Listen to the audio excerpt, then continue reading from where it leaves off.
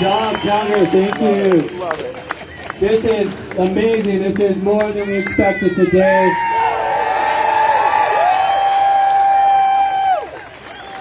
Thank you all! We all know why we're here. An event this week on Tuesday set this in motion. A group of about 60-something first responders. They came out on Tuesday and they stood for 1 hour in silence in front of the firefighters' memorial for their bodily autonomy. They stood for the right to choose what they put in their body.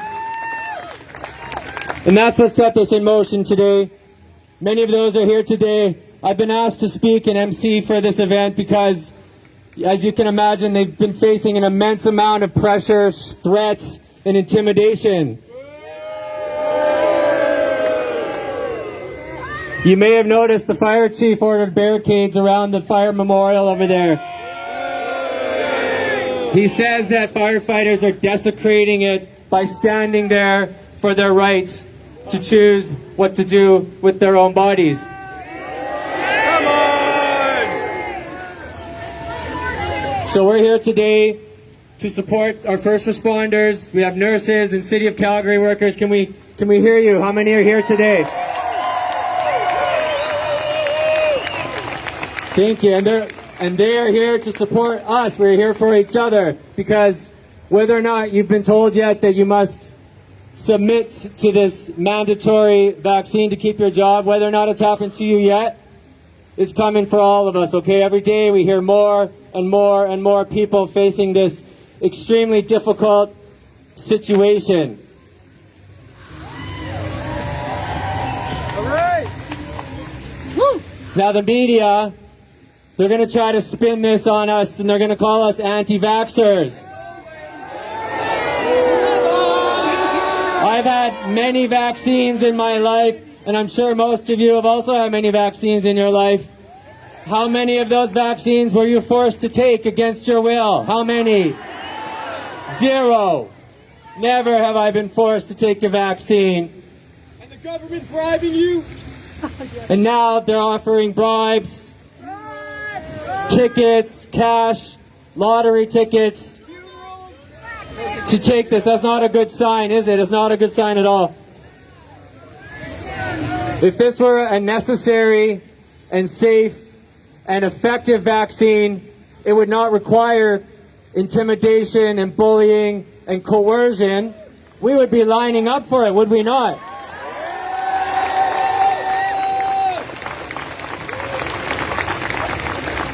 So what they're doing here, everything is based on fear and intimidation. And these people, the fire chief, Mr. Steve Dongworth, the City of Calgary manager, Mr. David Duckworth, they know that they are in the wrong. They know this is wrong. This is a grotesque, ethical, and legal violation of our human rights.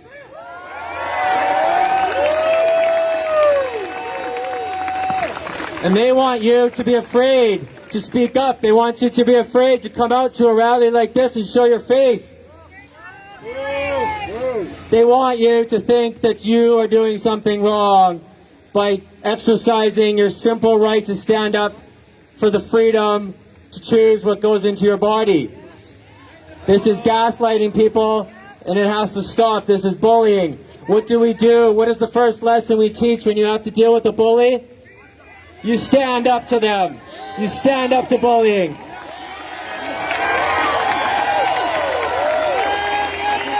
They should be afraid of us because they are the ones who are facing job loss. They are the ones who will be fired for this violation. So the time to be silent is no more. Okay?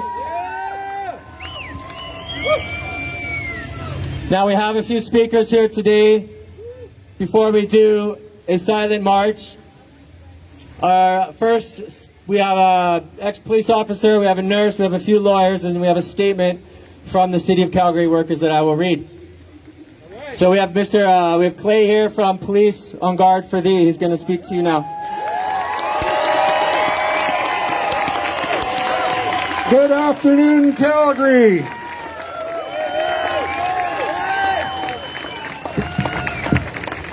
I don't know how many know about Police on Guard or what we stand for, but Police on Guard actually got its start out of an incident in Calgary last October. A group of policemen in Ontario who witnessed the arrest decided this is not what we were supposed to be about. So Police on Guard was born of retired and active duty policemen from across Canada. And our mission statement is to protect the Constitution, our charter.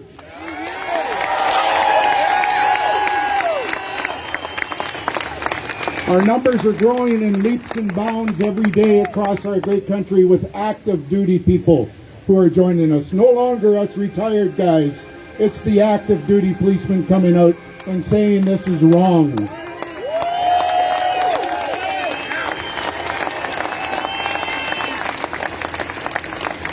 I've read the charter many times and I have never seen anywhere in there where it says the government knows what's best for my body.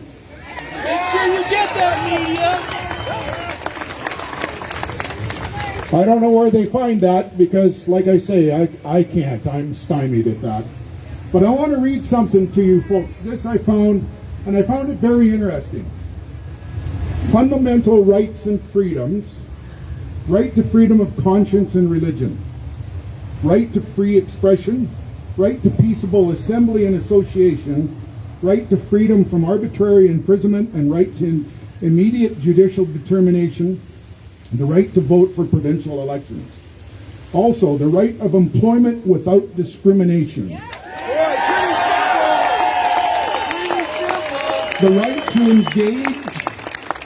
to engage in occupations without discrimination. Pretty simple. The right to own and occupy property without discrimination. The right to access public places and facilities without discrimination.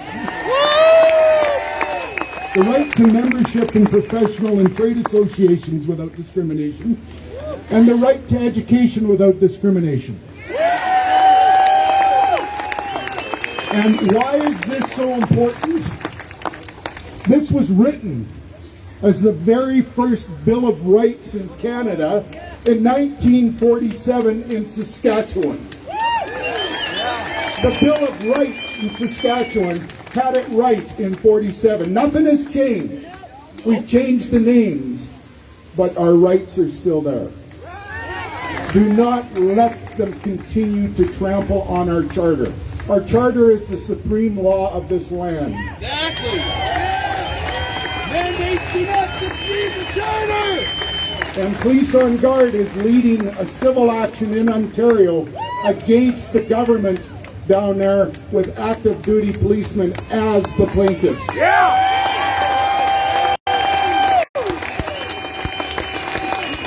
So I asked Calgary Police Department, are you going to let the civilians continue to lead the charge?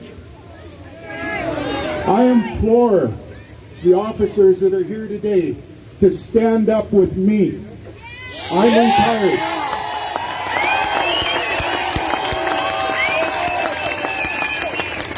When I started policing, there was no charter. And I came to understand it, and I came to work with it, and I felt it made me a better policeman. But I used the charter. I didn't step on it.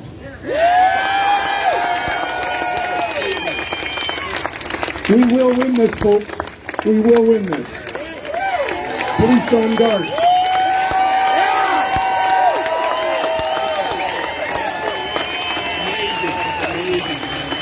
Thank you, Clay. Thank you. Annette. Are you here, Annette? Keep it up, bud. All right, we have a nurse that is courageous enough to speak to you here today. It takes a lot of courage, people. It takes a lot of courage to come out here and put your face out.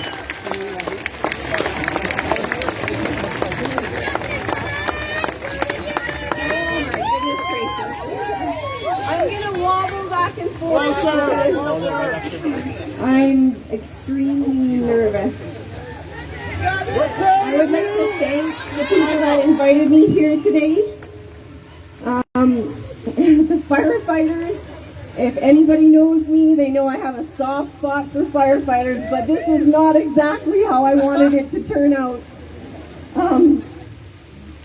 I've been nursing for 30 years. I've worked in many areas: long-term care, medical, surgical, mental health, and addiction. I worked on Alzheimer's units.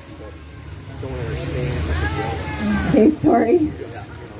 It was difficult. There was discussions of a first wave. It was so difficult to get our patients tested.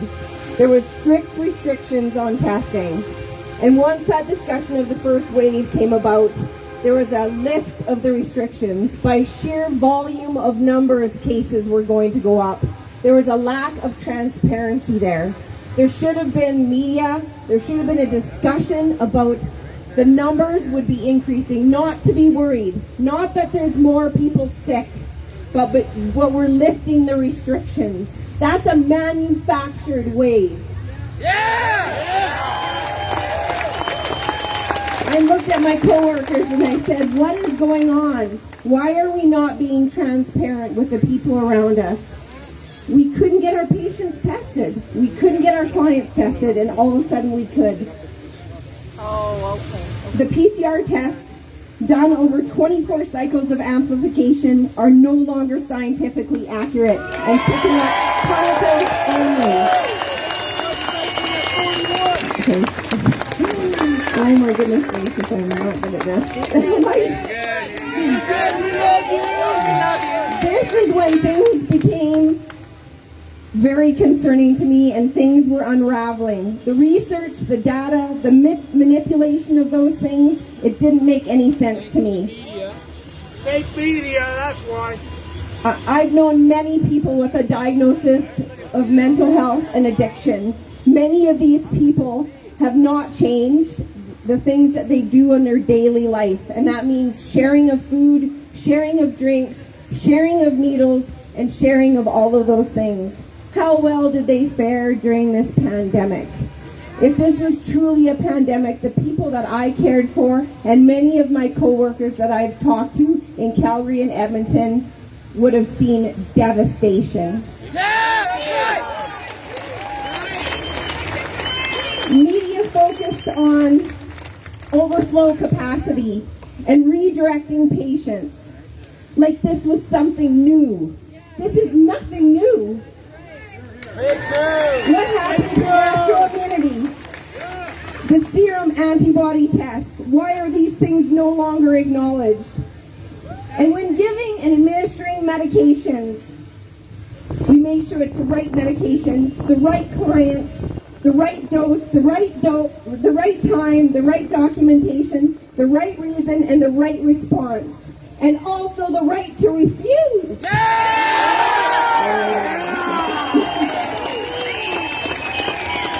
We also look at the risk of taking the medication, the risk of not taking the medication, a cost-benefit analysis. Where are those cost-benefit analyses in this pandemic?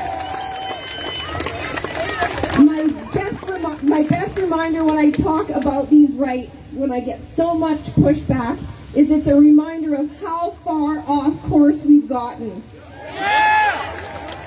Why are we talking about food, exercise, loving relationships, getting sunshine, and getting the ball? My primary concern in this time is the hearts, the heavy hearts of our children, that we continue to mask in our schools. How are we going to support them? How are we going to relieve their guilt when they've been told that they cannot spend time with grandparents, with loved ones, with the people that they want to spend time with, without thinking they're going to harm them or kill them?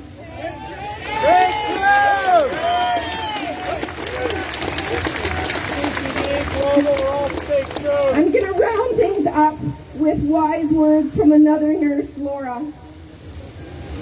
She beautifully summarized what I was struggling with so much, and how we all are we have common ground, as hard as it is to find that common ground sometimes.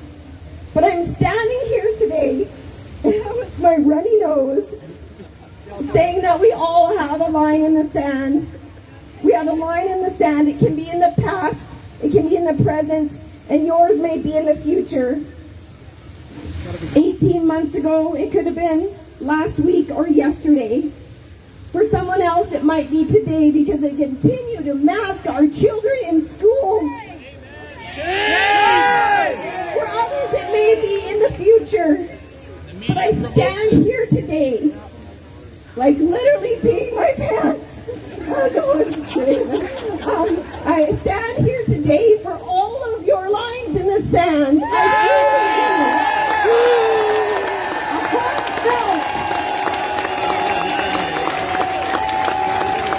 Everyone, including me, has everything to lose to be here today. Who are you going to believe? I ask you that. Be a wise serpent and an innocent as a dove. Thank you.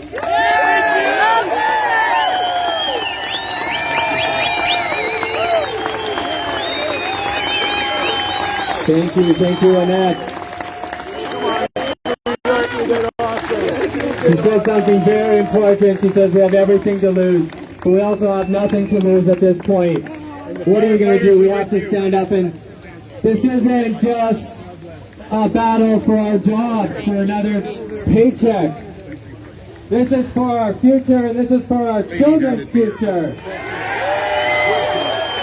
Don't you ever forget, tomorrow morning, 150,000 children in this city are going to go to school wearing a mask and being told to live in fear. In fear. They're being told that they are dangerous single status. I've had mothers contact me this last week. I had a mother contact me. She has a 5-year-old who's kindergarten. This is his first experience in school. He has a runny nose, and they've told him he has to take a swab test or stay home and isolate for 2 weeks. This is what they're putting our children through. So if you want to talk about a line in the sand, that line has already been crossed. And this is disgusting what's going on. This is a mental illness. This is a mass psychosis that they perpetrated on our people to make them think that it's okay to do this. It is not okay. And every one of us who stays silent is giving our consent to this agenda. We have to stop. We have to stop staying silent. And for the love of God, we have to stop putting on that mask. When you go out, if you don't do anything today but that, you have made a difference. When you go out to buy your food, stop wearing the mask. That is your symbol of your consent.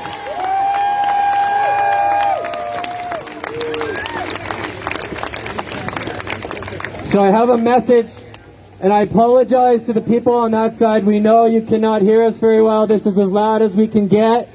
We did not expect such a big turnout. If you're able to make your way back here, otherwise we apologize. I'm yelling as loud as I can.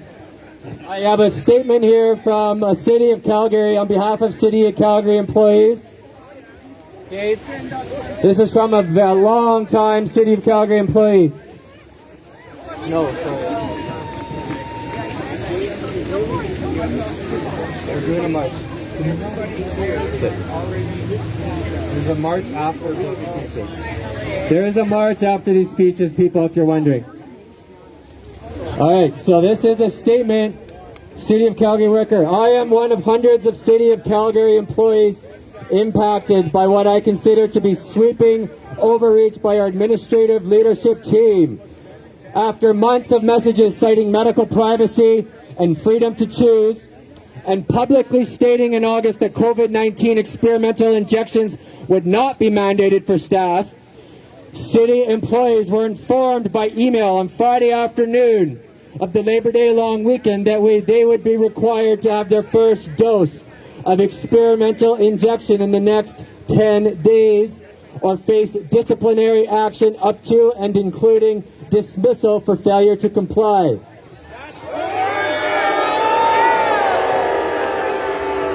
Leadership generously followed up with the new email on September 8th assuring us we won't be fired on September 13th. They will now wait until November 1st for that. The level of stress and toxicity this has created is immeasurable. We feel betrayed. We feel threatened. We feel harassed. We feel bullied.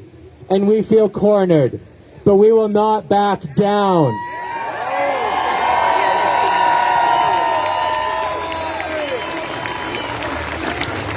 At no point has the city mentioned proof of immunity as part of policy. It seems it is all about maximizing these experimental injections. Injections which are not 100% effective nor 100% safe. So how can we believe this to be about our health or safety? We haven't even seen the policy despite the first deadline looming tomorrow, September 13th. This is unacceptable. I want to know, does this end at 2 doses of this experimental injection? After all, 3rd doses are already approved for high-risk settings in Alberta, and 3rd doses are already required to maintain passport status in places like Israel. They are even readying for a 4th. Does this end at the COVID experimental injection? After all, there are other endemic diseases circulating that we have shots for too. So what will they ask for next? Annual flu shots in a province where no shots are required for any situation ever? Even according to Government of Alberta's occupational considerations for immunization, which was last updated April 7th, 2021, injections are recommended, considered, or offered, never required.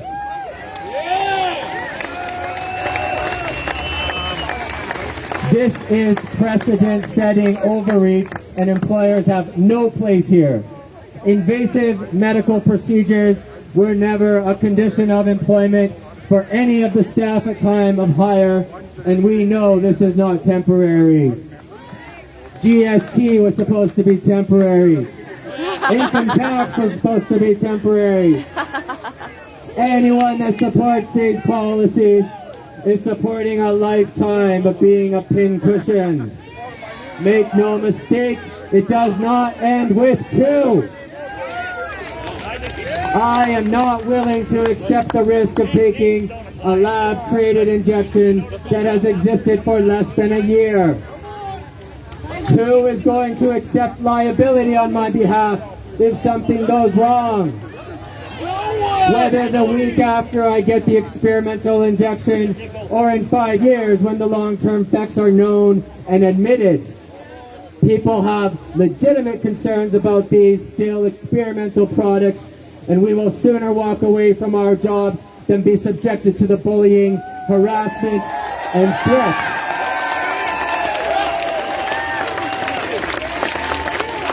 My conviction is strong, and I implore you to seek to understand why, rather than deferring to some propaganda that says anyone questioning this is an anti-vaxxer. Thank you. That's from the City of Calgary workers. We're almost wrapping up. We got John Carpe here from the Justice Center for Constitutional Freedom. Thank you. Thank you, Ryan. Thank you, firefighters and nurses and policemen who are standing up against this tyranny. Thank you. Mandatory vaccinations and vaccine passports are a blatant violation of the Canadian Charter of Rights and Freedoms. Section 7 of the Charter gives us the right to life, liberty, and security of the person, and that includes bodily autonomy. And our right to bodily autonomy means the government has no business forcibly or under pressure or under duress injecting us with any substance without our full and informed consent.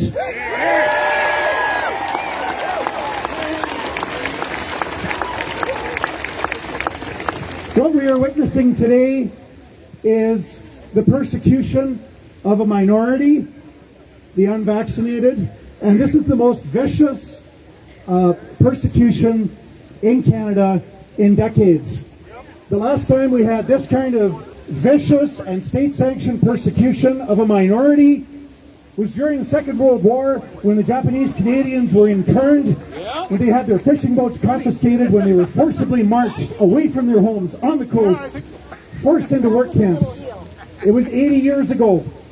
It was 80 years ago that Imperial Japan bombed Pearl Harbor, and we found ourselves at war with Imperial Japan. And there was a minority of Japanese Canadians, most of whom had been in Canada for decades, most of whom were born here, most of whom did not speak a word of Japanese. And yet there was fear. There was fear because we were at war with Imperial Japan. There was fear of an invasion, and there was an irrational, unjustified fear that the Japanese Canadian minority would assist an invading Japanese army, and that the Japanese Canadian minority would assist the foreign enemy. And there was fear, and fear never leads to good laws. Fear is never the foundation of justice. Or freedom. Yeah. The greatest ally that the Japanese Canadians had during the Second World War was the police. The police told the government that the Japanese Canadian minority was not a threat. The police told the federal government, told the provincial government in British Columbia, the Japanese Canadians are not a threat. These people are not going to collaborate with the enemy. They're not going to assist an invading Japanese army if Japan invades. But the governments didn't listen. They were not interested in facts. It was easier to run with the fear.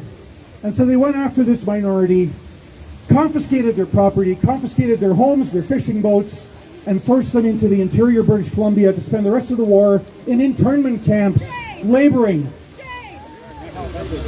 And now today, with about the same level of facts, the same level of science, today we've got the persecution of the unvaccinated.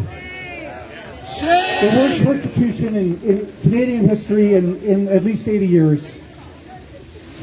We know this is not science-based.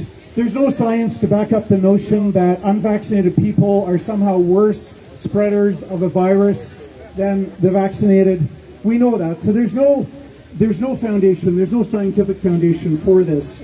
We know that thousands of people have died from the vaccine, tens of thousands have been injured, and this should be a personal choice. It should not be something that the government pressures, promotes, bribes, cajoles, and certainly not something to threaten job loss over.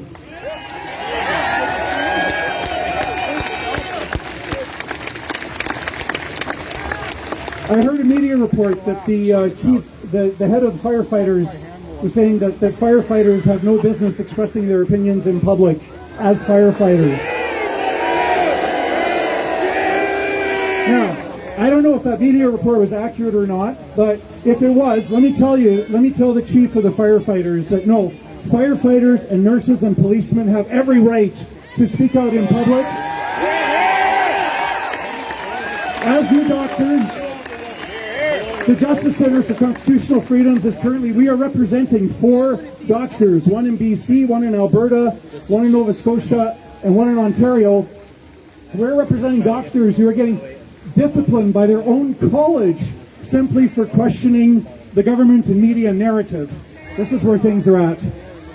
But I'll tell you, any firefighter, any nurse, any policeman, if your employer gets you in trouble for speaking out in public, come and talk to the Justice Center. We will defend your free expression rights.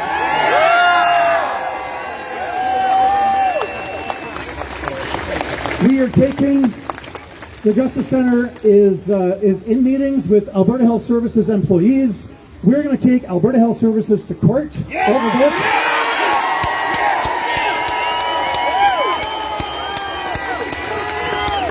This is a blatant violation of our charter freedoms. We're not going to let it go unchallenged. This is a time for great courage, but this is the time to stand firm. This is the time to not give in, not give up, and I just want to thank everybody. Keep up the faith. I want to thank all of you that are supporting the Justice Center. We're going to hire another 3 lawyers. So the team is growing. And we have to remember that quitters never win and winners never quit. And remember as well, it is better to die standing than to live on your knees.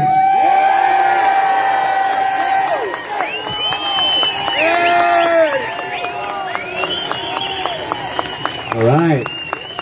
Okay, one more quick speech here before we start our walk. We have Catherine here from Lawyers for Truth. Thanks, Ryan. Good afternoon, Calgary.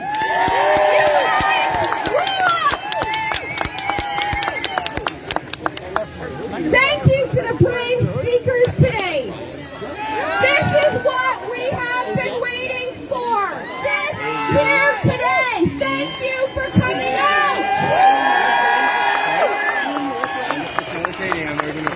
So I'm a volunteer lawyer with Lawyers for Truth. It's a volunteer organization that we started about 9 months ago.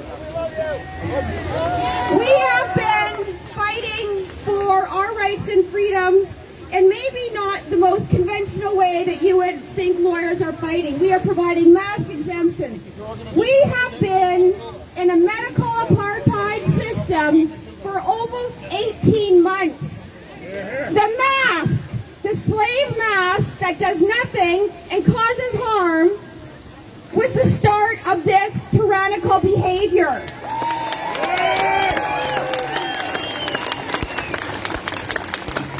So I wanted to let you know a little bit about what we are doing. I am a plaintiff in a lawsuit, and I want you to know who I'm suing. I'm suing the Court of Queen's Bench of Alberta and the Provincial Court of Alberta. Because in July, after Jason Kenney lifted restrictions and said we were open for good, liar. The courts in Alberta, all 3 levels of courts, decided that they knew better and that they were going to keep their masking policy. You cannot enter a court in Alberta without a medical exemption or whatever else they require. I do not want to live in a society where I show my papers to anybody.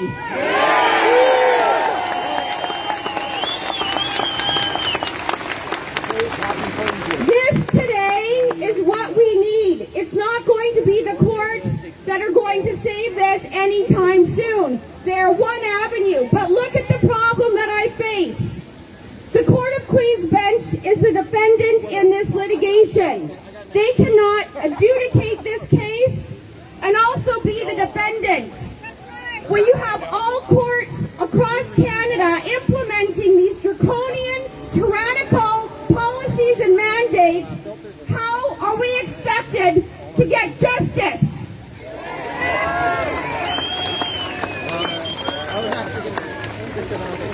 This is a problem, and we need to recognize it, but this is exactly why this kind of demonstration is required. This is why we have to stay strong, and we have to say no more as a collective group. We have to protect each other. It is so important.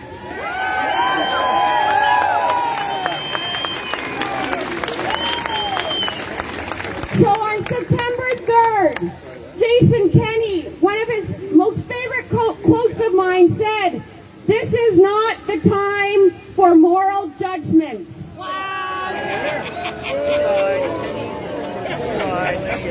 Well, when is the time? And certainly, he's indicated exactly what kind of ridiculous, cowardly leader we have in this province. So everybody, I know everybody's looking forward to the march.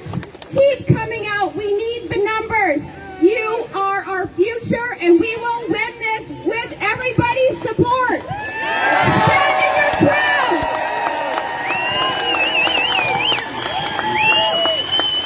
Thank you, thank you. Okay, so that's, like she said, the courts is just one avenue, but this is really what's going to end this, people. That's right. united non-compliance is the way. We have to work together. And we have to keep coming out to things like this. This isn't going to be over tomorrow morning because we came here today. There's rallies happening all the time. Tomorrow, 2 o'clock, by 16th Avenue, 29th Street, next to the Foothills Hospital, Canadian Frontline nurses are organizing a rally there. We had 1,300 people there just 2 weeks ago. Next Saturday, the 18th, is the Worldwide Rally for Freedom. At 1 o'clock, this is at 1 o'clock at Central Memorial Park across from the Sheldon Schumer Hospital. There are 180 cities around the world rallying that day at the same time. We are not alone in this. This is not just Calgary. This is not Alberta. This is happening all over the world. People are rising up.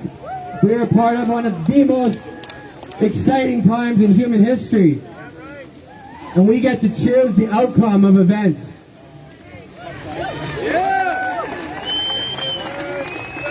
So we're going to get ready here. So this has not been done.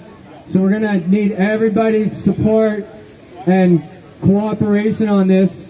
The firefighters started with the silent demonstration on Tuesday, and we want to build on that today with a silent march. Yeah! Wait, commit. They want us to be silent. So this is not us complying with the silence. This is us showing that even without words, we're going to stand up to this agenda and just say no.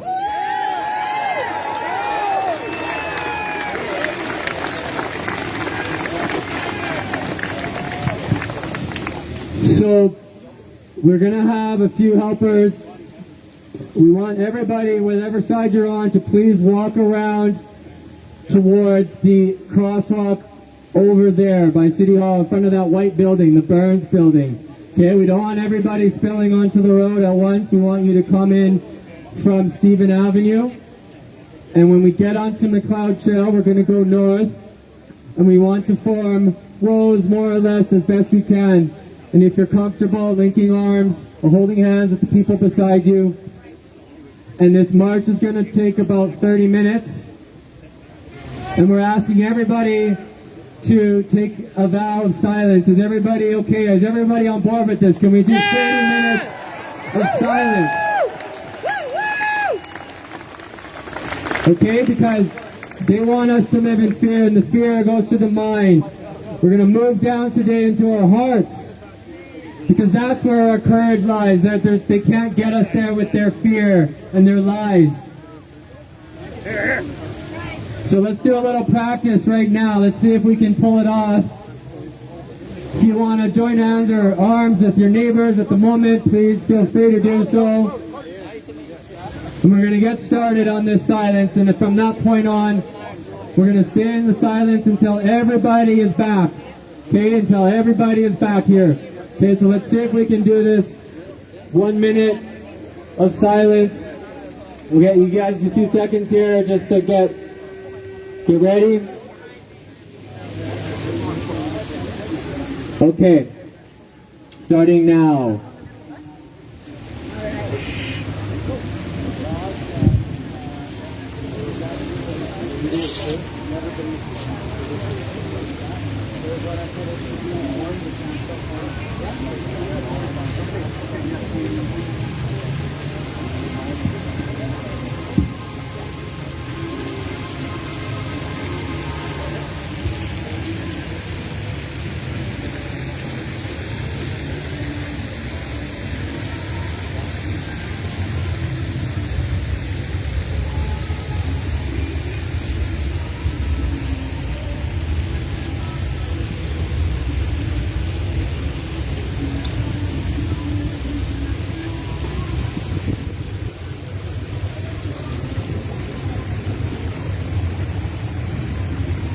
Okay.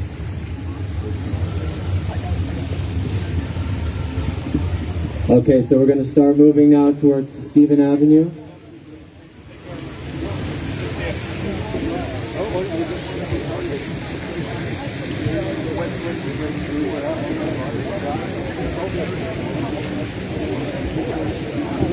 I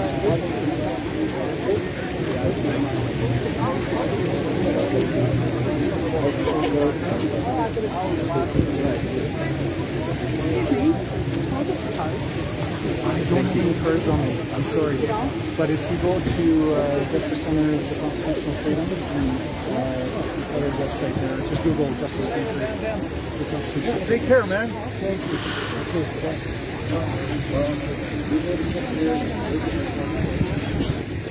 Should we stop?